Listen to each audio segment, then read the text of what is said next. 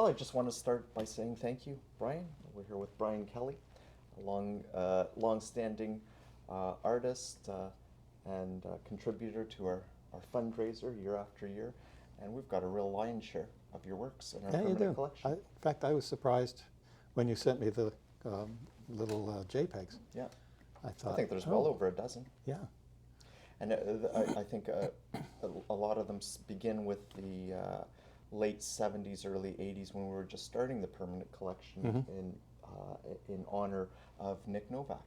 right, yeah. Did you know Nick? Yeah, I worked with him at Open Studio. He was in litho, and just before he passed away, he started to work with Harold Klunder. And I was speaking to Barbara Klunder a few weeks ago, and she said, what I like, the work that I like the most of Harold's is his litho. And I thought, yeah, because he broke every rule. And Nick was the perfect person to do it. Because the thing with printmaking, it's almost like blacksmithing. There's mythology around it and secret stuff. Yeah. And painters who don't know anything about printmaking, but for one reason or another want to have prints made or want to do prints, they have to rely on the expertise of technicians, which is what Open Studio was about, along with many other things. But it may be that they're still doing custom printing because it's the only way to get original prints done by artists who aren't printmakers themselves. Now, of course, technology has taken over, and giclées, reproductions. People don't know what's real and what's not. Sure. And it used to be that Open Studio was there for the education. Except after years of trying to educate people, I thought this is a lost cause. But it really, I was the lost cause in that, because I think people, when they lose the enthusiasm to keep trying to educate people, they should just step aside, because there will be other people who, naively have that energy. And the Station Gallery was like that, and I don't know if you still have the same kind of educational effort that used to be there when Brian Huxa and I printed that published piece. And it was quite enjoyable, and as I was mentioning about how people can sometimes be less cooperative. Sharing the same piece of paper with another artist can either be a disaster or a miracle, and that portage was certainly a miracle. So that's a print. It's called Portage. It's from somewhere either earlier to mid 90s, and at that time we would have been celebrating our 25th anniversary at Station Gallery, where our sister organization is Open Studio, also founded in 1970, and so we're getting into our next half century, and yeah. So a little bit about the Portage print that you collaborated with another Brian Huxa. Yeah. Well, the gallery was in a different plot. Yes, yeah, just directly across the street. Yeah, and of course, being the Station Gallery, you'd think, well, yeah, where's the locomotive? And the locomotive was missing, but we had a boxcar. Yeah, and it was an interesting place to print. Normally, something as technical as printmaking requires a specific setup, and some people refuse to work without everything being exact. But I came from a background of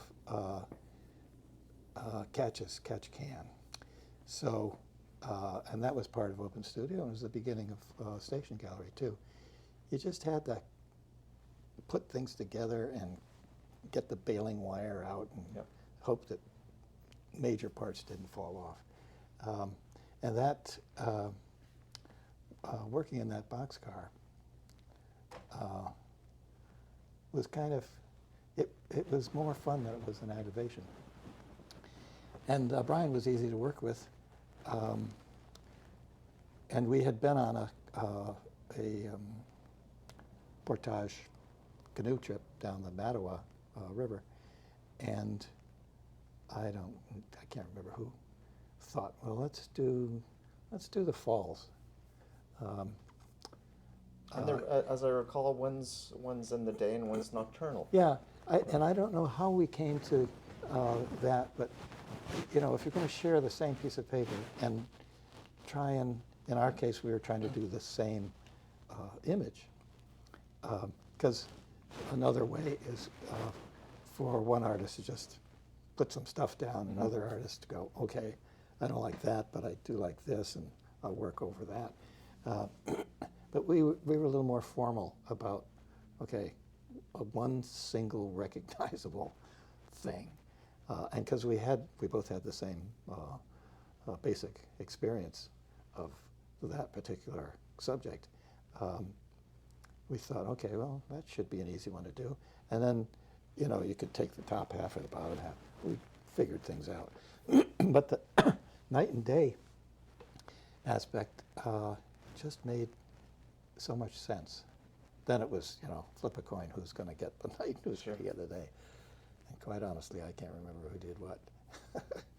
I love how you incorporated the grain of the wood as well. Yeah, you know, that print was so so smooth and easy to do.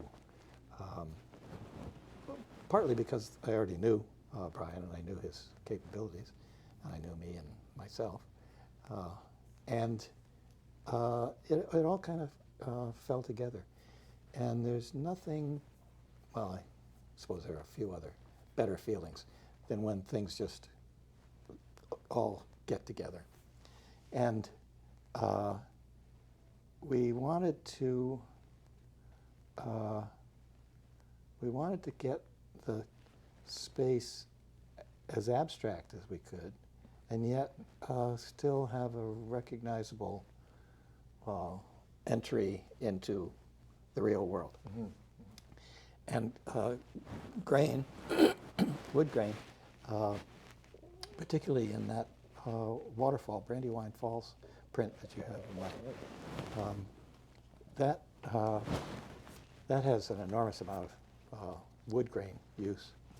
I remember last seeing it was at the Open Studio. You just completed a solo exhibition at Open Studio. Yeah. And it was extended for several months, That was, right into yeah, October. that made Congratulations on that. That made me feel really good. And there was a couple of works in that exhibition which are represented in Station Gallery's permanent collection, Brandywine Falls being one of them. Yeah, and which only goes to show that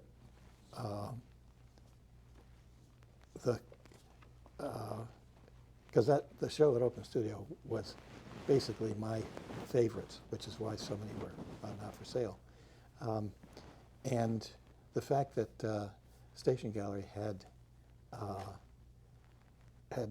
wanted to purchase it, because it's, you know, basically it's my favorite piece. There's so many layers to it. It took 8 big plywood blocks to get it all together. And I did it at Open Studio, and at one point I was getting so exhausted with cutting that I You got some power tools there. yeah, I got a chainsaw attached to a rotary sander, and of course it didn't make the boom of a chainsaw, but as soon as it touched something, you pretty much jumped up in the air and didn't come down. And so I started at Open Studio, and it was making a hell of a noise, and the wood chips were flying all over the place. But I was so involved in what I was trying to do that I just didn't care about anybody else. And there were a lot of people who resented it. And of course, when I was finished, I didn't do all 8 blocks with the chainsaw, but I did enough to annoy people. And recognizing, after I pulled myself away from my enjoyment, I went, whoops, I don't think that was really appreciated.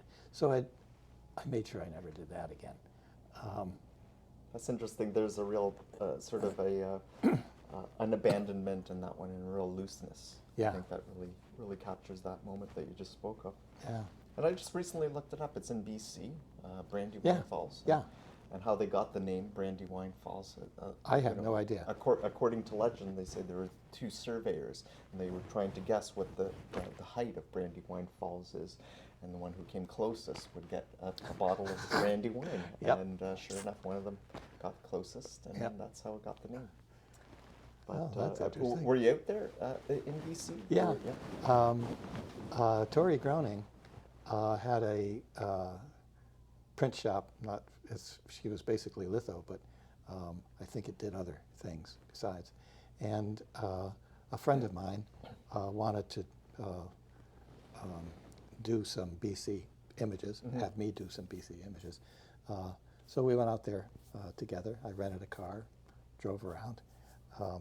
And it's, there's so many waterfalls there. Yeah. In fact, honestly, there are too many.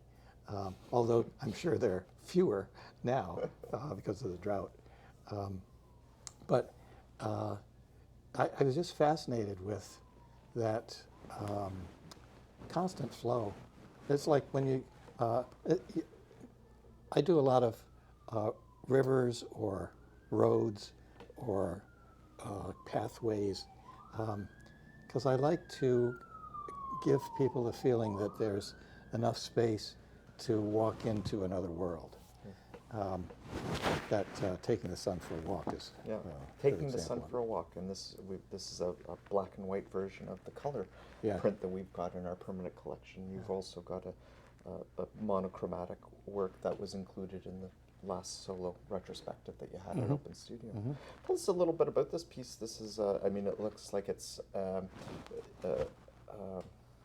like an artificial forest. It has a linearity to it. Boy, I'm surprised you picked that up, and yeah, that's exactly it. It's one of those plantations. Right. Part of the In Ontario, or? yeah, it's up at Albion Hills, Okay. and it's part of the conservation area after Hurricane Hazel and all the floods. And of course, now we have to worry about Doug Ford encouraging new floods. But those conservation areas had to be built up as quickly as possible, and so they planted a lot of pines, and you're right, it is rose. And it's full of both walking trails and skidoo trails, and some roads. I'm not exactly sure why the roads were there, well, I'm just not sure. But it just, I've done a lot of work in that spot. I'm wondering if this is it's titled Albion, and it's probably one of the more abstract works that are in our permanent collection, with an irregular sized and shaped lithostone. Yeah, which was a favorite of Nick's. Novak, yeah. But we kind of joke about it, or used to, at Open Studio. You have to grain a stone to get rid of the old image and make it fresh for new. And it has to be absolutely level, so there's a big steel bar that you keep testing. And you share stones so that you don't always work on the same stone, which is nice because then you get to work with different shapes. But there were, I won't mention any names, but um, the way we got a lot of the graining stones, which are smaller pieces of limestone, is if a stone cracked in the press. And that's, in fact, how we got some pretty weird shapes. Because if it's not ground perfectly flat, as it goes through the press, that pressure can sometimes crack. A big, beautiful stone gets cracked in half, and then that half gets cracked in quarters, and then before you know it. And of course, it's never regular. But it made for a challenge, because people normally think of a plate or a block as being right angled, not necessarily square, rectangular. But that weird shape could sometimes become part of the piece. And that's one of the things that Harold Klunder certainly took advantage of. But sadly, if this goes on for too long, you don't have any more large stones, and everybody's working small. And I don't know when I realized it, but I thought, yeah, I don't really like to grain stones. It's hard on the shoulders and the back. And I thought, when you finish graining with these smaller stones, they're just put off to the side, and they're used again for graining stones. And I thought, I could just do all my images on the graining stones, which means people would be graining stones for me. Right. And I just won't say anything. I'll just... and I do like to work small, as much as sometimes I go big. But it's often not by choice. I really like small, intimate things, which is why I like sketchbooks. Which may, this is a good segue into dance makers. Yeah. Lovely work. And this probably would have been a part of the core of the collection, probably came into the collection 1980 in honor of Nick Novak's passing. Mm-hmm. He donated very kindly this work. It's obviously, you can see that it is a litho, judging from its rounded corners and little imperfections on the top left. And they kind of make it. It's I used to think of some imperfection, like the idea that the Navajo rugs have something, like little something, and that's where the spirit resides. Or wabi-sabi, for instance, in Japanese culture. Yeah. But over time, because that was when the Dance Makers was when I was working at Open Studio, but I made friends with Peggy Baker, who was a lead dancer there. And she went to New York and had quite a good career, and she's come back to Canada and has possibly a better career at the National Ballet. So she's now quite a force in Toronto dance. And I don't quite know. It wasn't that I didn't have other things to do, but I thought I should give Peggy a call, see if I can't weasel my way into some rehearsals there, because it was a big, it was from Dance Makers poverty to National Ballet. I thought, oh, she may just go, who are you? But no, she hugged. So she invited me to some of the dress rehearsals, and I guess it was about 3 years ago.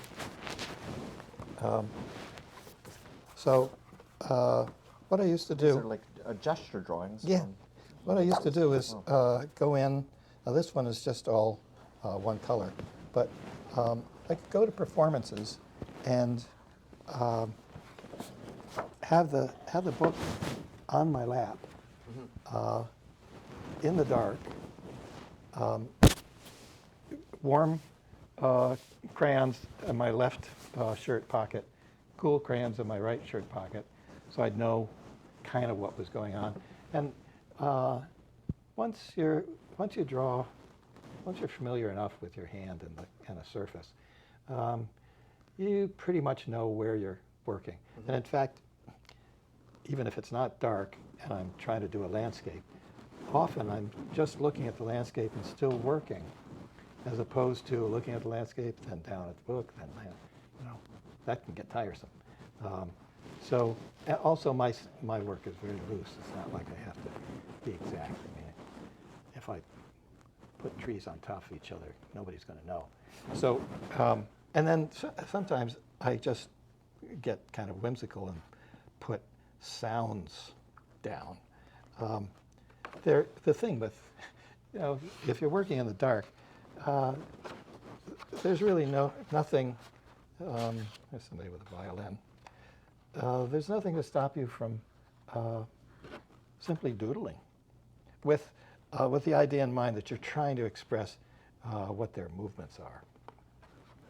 So, and I've done a number of other dance sketchbooks because it's refreshing to see all that motion. Sorry, where well, certainly a still life. It's in the name. It's still, and it's almost not alive. Well, unless you're doing vegetables. But in a landscape, things are pretty much stationary, except by the time you work, you can set up a composition, and the sun will change the shadows. The clouds may come in, or they may go away. A wind could come in and start to move the trees. There's so many different things that could happen in a landscape.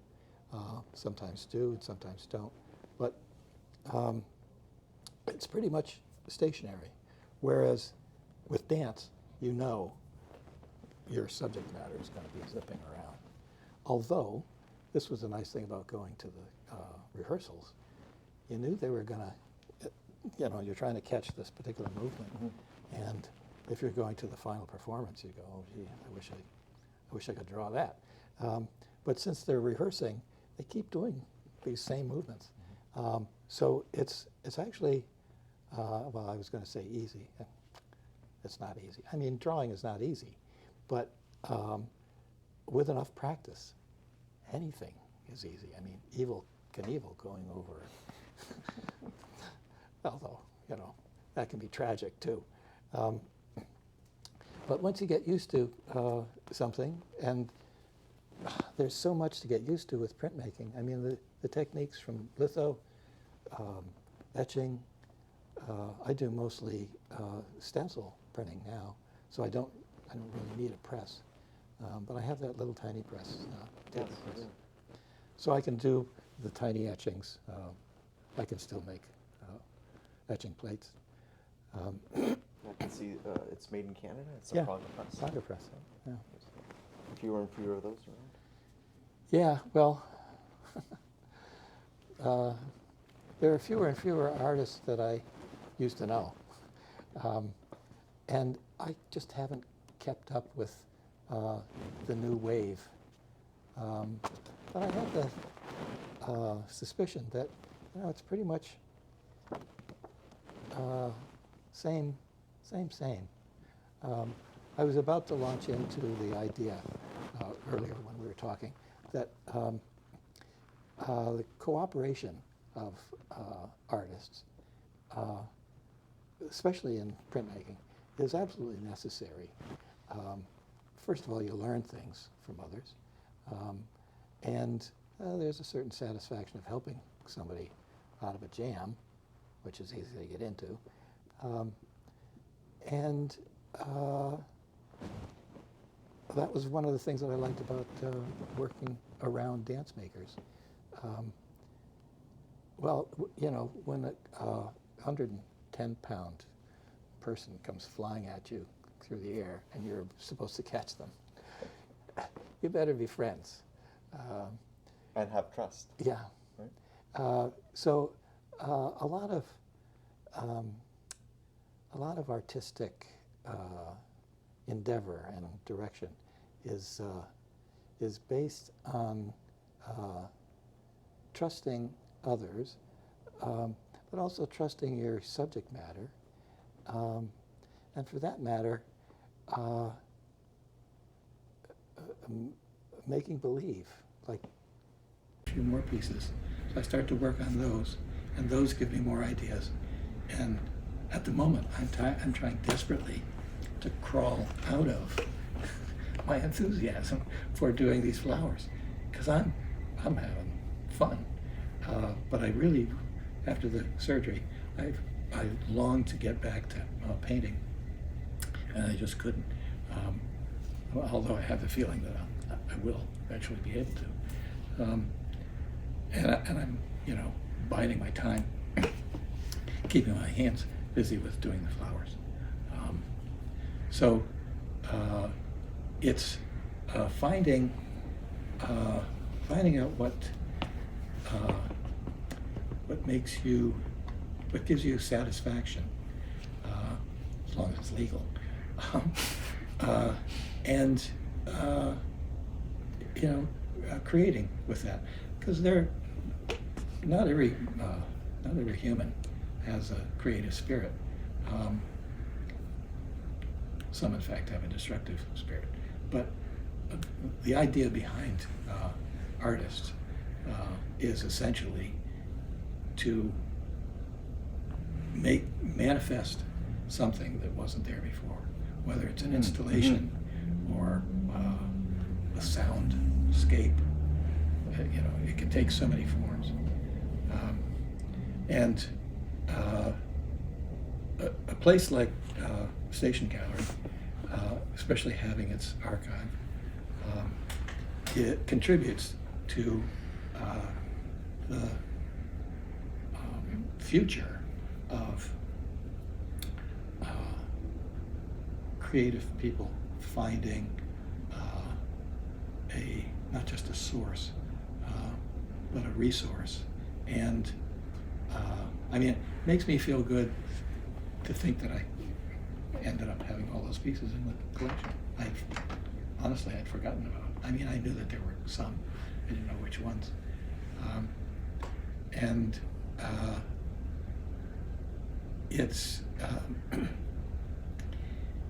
It's reassuring and reinforcing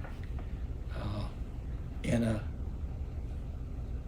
world or a society where it can be overlooked. People are interested in business and progress and condos. I'm sure there's some good things about it, just don't ask me what they are. So in a sense, I feel safe in having made sure that my direction in life was to be a visual artist, and because I knew I had it in me as a kid, but there are so many distractions. Now, you were born in the States, in Yeah. Hartford, Connecticut. Yep. And you came to Canada in 68? 70. In 70. Yeah. And instantly thought, well, why wasn't I born here? This is where I want to be. But on my mother's side was French Canadian, so in a sense okay. I was kind of coming home. Yeah. But I don't speak French. But I felt because I like country, even though I live in the city. There's a practical side of me, and then there's the unpractical side. But the practical side won out, and I thought, yeah, I'd love to be in the country, but I got to make a living, and it's hard to make a living as an artist. Even harder to make a living as an artist in a place where it's only farmers. So I spent some time in the country, and then eventually, because Toronto is such a nice city, it was back in the 70s. It was incredibly easy to be here. So cheap, enormous amount of energy. So I thought, yeah, I could think I could make it here. Funny thing about Open Studio and the idea of me in the country, I was, before I got hired at Open Studio, I was camping up in Kelley, kind of Ottawa Valley, northeast of here. And I had heard that there was an opening for the director of etching at Open Studio. And so I'm in my tent, and I'm writing a letter trying to explain my background and what I want to do. And I, closed it, sealed it up, mailed it, and I got a response saying, well, the deadline for applications is over, but we liked what you were saying, so come in anyway, and we'll talk to you. And so I walked into the studio, and there were only 2 people there, but it turned out they had enough power to make decisions. It was very freewheeling at that time, 75. But they said, even though the deadline was over, we just had to see who you were, because when we opened up your letter, there were all these mosquitoes. No. So we wanted to talk to you about that. And I thought, I never, there were a lot of mosquitoes. I mean, that's mosquito country. But it never dawned on me to get some attention by squashing some poor mosquitoes. The mosquitoes got you through the door. Yeah. That's great. So, Brian, I wanted to ask you, there's a couple of figurative works that are in the permanent collection, once again a part of the core of the permanent collection. And the one that I'm thinking of right now is an untitled piece. And we look at images through other images that we've already seen, and I can't help but think of Degas' portrait of the absinthe drinker, or let's say Edward Hopper's Automat from 1927. Something that's really reminiscent is an untitled work, and it's a woman with a cup here. And it has a very inviting quality to it, but at the same time it's sort of distant, and there's the thoughts are within this woman's head. Can you tell us a little bit about this? Yeah, piece? that was something I wanted to pursue, was a social, psychological approach to making a picture. And for a number of years I worked with models. I'm not exactly sure, I guess maybe it was the marketplace that altered that. Because in the 70s, especially being established in Toronto to work at Open Studio, I had access to art schools and figure classes. And I got to know models and work with them. Eventually, that became more difficult, just in terms of time, other things. So I started to rely on still lifes. And then I got the country bug again, and I started to do landscapes. My figure work never sold. Well, a couple of pieces to you, but it was not particularly popular, which made me sad, because I was trying to get, I don't know, I guess maybe the word is nostalgic, but I don't like that word. And I don't want to get into psychological either, because it wasn't like the absinthe drinker where you're making a social statement. It was more like I wanted to show a human contemplating, and you look at her and you go, I wonder what she's thinking. And because my work is loose, you couldn't really tell if she was happy or sad. There's just this, I guess it's her posture. She's stopping for a moment, and I guess, again, and she's got her head her chin on her hand. And you don't know if she's started that cup or finished it, what's in it, what's she thinking. And so there are different things that you can be looking at it and assuming. Now another one that is in is Linda smiling. Yeah. Now this isn't Linda that's affiliated with the gallery like Linda No. Paulus. No, This no. is another Linda, There was the a Lindas lot. we know. Yeah. And And I guess, so much in life is about perseverance. I'm not talking about continuing to hit your head against a brick wall, perseverance. There's the knack of finding out what makes sense for you to do, and then disregarding obstacles to achieve it. And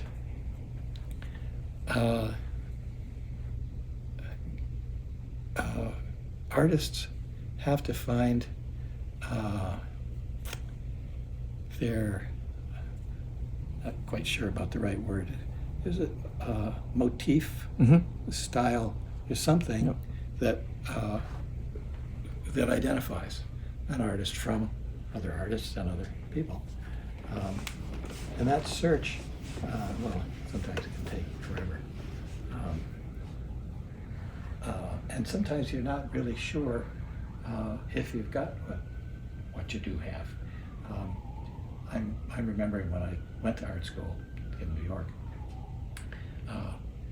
I looked around at other students and I thought, oh my God, I'm in the wrong place, because they had gone to technical school, technical art schools, and so they were drawing Rubens and Michelangelo, and I'm just trying to do pipe cleaner, stickers.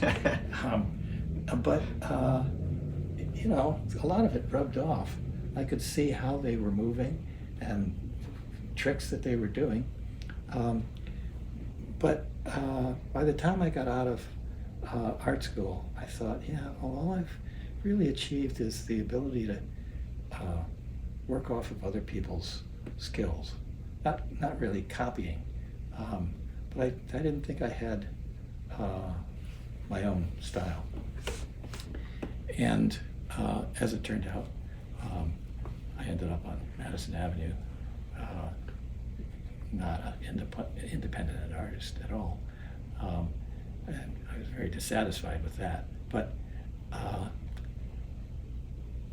you have to make a living. So there I was in New York. I had to do what I don't want to do. But then life kind of forced me out. And I went to Europe for a number of months. Then I got drafted, so I came up here. Ah, right. And when I got here, I thought, oh, gee, what am I going to do? Am I going to start out all over again? Same thing. And it turned out there weren't any job opportunities. So I was kind of forced into just doing artwork, because I wasn't going to do nothing. And that led to teaching positions or directing at Open Studio. And of course meeting people that were in position to push my career further forward instead of sideways, and hopefully not backwards. Because I've met a lot of people who were going forward and then went back. And luckily I didn't have responsibilities, so I could eat rice and beans for the rest of my life if I had to. And I can sympathize with married people, or there's so many reasons why you have responsibilities that you can't ignore. I didn't have to ignore because I didn't have the responsibilities, so that was quite easy for me. But at the same time, I thought, yeah, but am I just cranking stuff out? Is there something about my work that's specific? And I couldn't really answer that question clearly. So I thought, okay, I'll just start rummaging around every visual technique I can find. So I was doing photography and litho, etching and woodcut, drawing and painting. Did a little bit of sculpture. And now that there's been decades of my work being accomplished, I get the feeling that there's a specific style so that people can recognize, oh, that looks like a Brian Kelley. But at the same time, I don't think about it when I'm starting to work. It's always, what am I going to do with this blank space? Because it can be terrifying, especially, well, I was mentioning to you, that $40 piece of paper. Yes. If I make a mistake on it, do I have to get another $40 piece of paper, in which case that becomes an $80 piece of paper? Or do I go, okay, I meant to do that, knowing full well I didn't mean to do that, and work with it or work around it. Again, that gets back to creativity, and particularly with printmaking. A lot of the mistakes that you make, spilling something that you shouldn't have, but looking at it and going, ooh, I like that. A lot of mistakes become techniques, and that often happens in printmaking. But I could see where, if I'm working on a big panel like this, and I've got some brush, I'm doing some brush work, and for one reason or another, it slips out of my hand, and it makes a mark, and I go, oh, maybe that's what I ought to do. And then I take a brush and start throwing the brush, because you never know. And you can wipe it off. I never quite figured out how satisfying it could be to work from a photograph and make it look like the photograph you were working from. I mean, that's an accomplishment in draftsmanship, for sure. But why? And so consequently, when I was into photography, and I started with a pinhole camera, and now I hate cell phones, because all of the trouble that I used to go through in a dark room, and the silver nitrate staining of fingers, and it was just so hard to do photography. And now it's a snap, and they're beautiful. I think that's what irritates me the most, is that there's no perspiration. Yep. And they're all just, you can't take a bad photograph. Even if you take, if it's a stupid composition, you can crop eventually. You can work with photographs. Well, you could work with paintings too. I mean, if you don't like a spot, you just rip it off. Yeah, photography certainly has that notion of perfection, which leads me to this this work here, The Perfect Day, the top image, and another work, landscape. Just love this work here. It's called Bluegrass. Yeah. And just those refulgent blues in the foreground and the midground with the complementary colors. Just really wonderful, in that gradation that you've achieved there. Tell us a little bit about these. It started. First of all, they're both around the Humber River area, and they both started from sketches in a sketchbook. I liked to wander around looking for compositions, and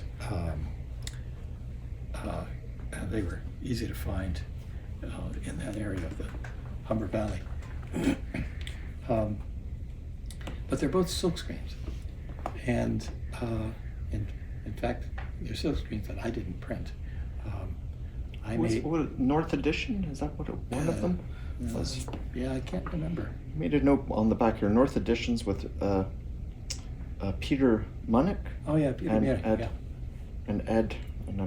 Ed Evans. Ed Evans, yeah. Yeah. So that would be a perfect day. That's the note that I've made on. Yeah. And it made me feel kind of good and bad together, like sweet and sour. Because I had enjoyed getting dirty and having to fight with the media. Mm-hmm. But they were publishers, and so they wanted to look at the sketch and go, okay, we want this, and we want it this big, and sometimes they'd even say the number of colors. And then I'd go work with a silkscreen printer, so that I'd do the image onto screens, and then they'd do the sloppy, get dirty, inhale fumes kind of work, which I didn't enjoy silk screening myself. So the fact that they were published as silk screens without me having to get involved in the difficult part, because it was a joy. If you were going to drive out west, and you went with somebody and it was a nice car, what you'd want to do is let them drive to somewhere in Oklahoma, and then you take over for all the good landscape driving. So, and in the end, you both drove, but you got to eat the good parts. So printmaking can have its filet mignon, and then other times it's just hamburger, and you're going, oh, I'm just filling my stomach, and I'm not even really hungry, because it's not all a bed of roses. There's a lot of stuff that's just a grind, but speaking of grinding, that's and I was talking about the breaking of lithostones. Yeah. Some people don't like to have to grind the stone. What is it called? A levigator. Levigator, yeah. And you use, as I remember calling, carborundum. Carborundum, yeah. And it's a grit. It's like a grit. Yeah, that's the levigator spins around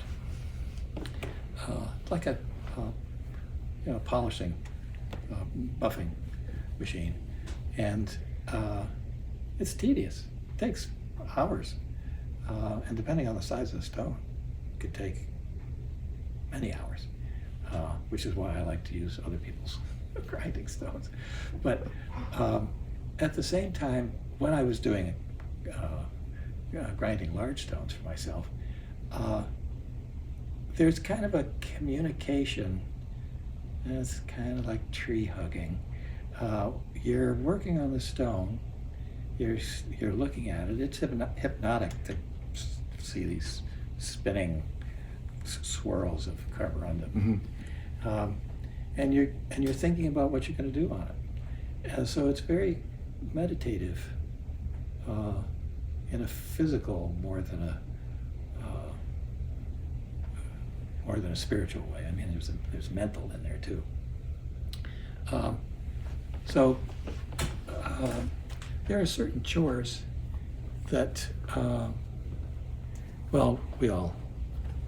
those of us who are carnivores, all eat meat without having to do the slaughtering. I don't think about it. I mean, sometimes I think about it, and that's when I go for vegetables. But then when I'm not thinking about it, I go, oh, gee, a hamburger, that would be great right now. That's less of, as I'm as old as I am, there's less of that now. But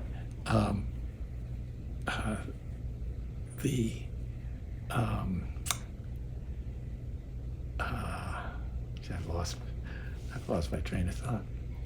Actually, I'm surprised I got this far without without losing it. This is terrific. Earlier. But I guess